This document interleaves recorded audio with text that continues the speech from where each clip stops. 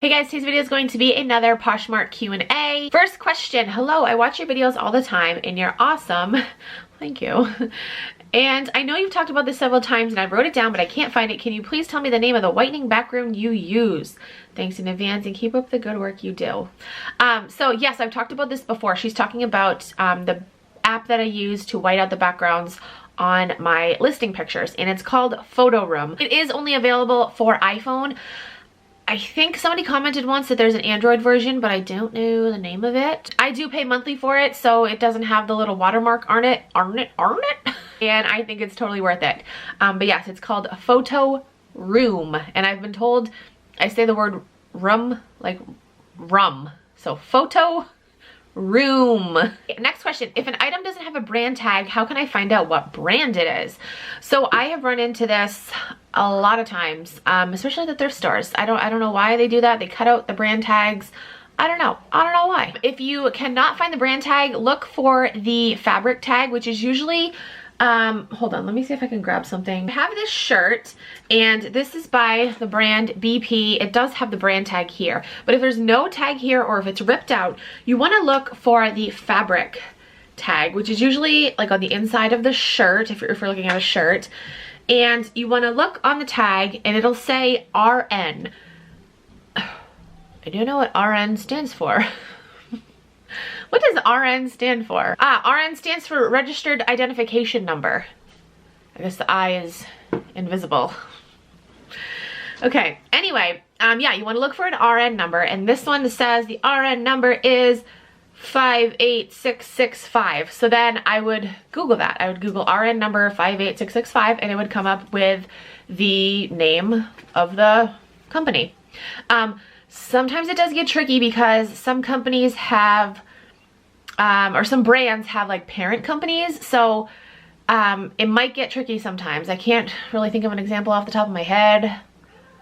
I guess maybe if it's like an Anthropologie brand, the RN number will probably say Anthropologie, but the brand itself could be one of their many brands that they carry at Anthropologie. That's really the only example I can think of. Does that make sense? So sometimes it will take a little bit more research to figure out the exact brand, but you can always just put like Anthropologie. Next question, would you ever open a brick and mortar store or move to selling on your own website instead of a platform like Poshmark? All right, so as far as opening like my own store, you know,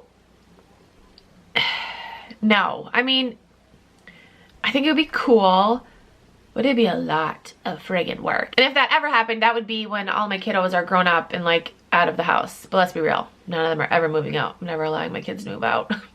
I was thinking about that the other day. I was like, I cannot imagine like all of them, let alone just one of them moving out. Like my son, he's gonna be 16 soon. Like, you know, you move out when you're 18. Like, oh no, I cannot fathom that.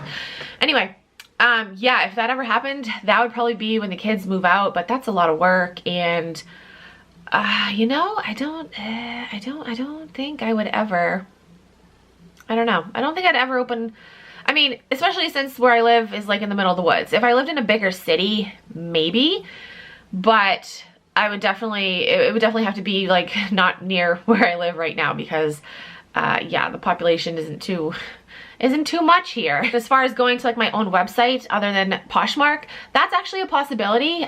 There are advantages to that and there are disadvantages too. You know, one of the advantages is you eliminate Poshmark's fees. A disadvantage is I would definitely need to hire people like to help with like customer service and like returns and stuff like that. So that is more of a possibility than like a physical brick and mortar store. All right, next question. Do you ever go to yard sales or just thrift stores to buy stuff? So I do go to yard sales. We went to a bunch last summer. We haven't gone. Actually, I think my husband went to one last weekend. When he was like bringing home donuts, he just like randomly stopped at one because it was on the way home. But yeah, I have not been to any this summer at all. I feel like there really haven't been many around me because people, you know, because of COVID and stuff like that. So typically, yes, I do go to yard sales and garage sales. We went to a couple of estate sales last summer as well. So yes, typically we do, but like with the current times, we haven't recently. Next question, I think this is gonna be the last one. Hey Vanessa, I was wondering if you ever sell through Facebook Marketplace. I'm a reseller slash buyer and never have any luck with it. What are your thoughts about Facebook Marketplace? Thanks. So I have not. I know people that have great success selling through Facebook Marketplace. I know that Facebook allows you to ship things, but I don't think I would do that. I would do more like local pickups, but I don't have time to do that. I don't have time to drive all over and deliver people their things or like meet people places. I just prefer mailing it out. It's just a lot easier.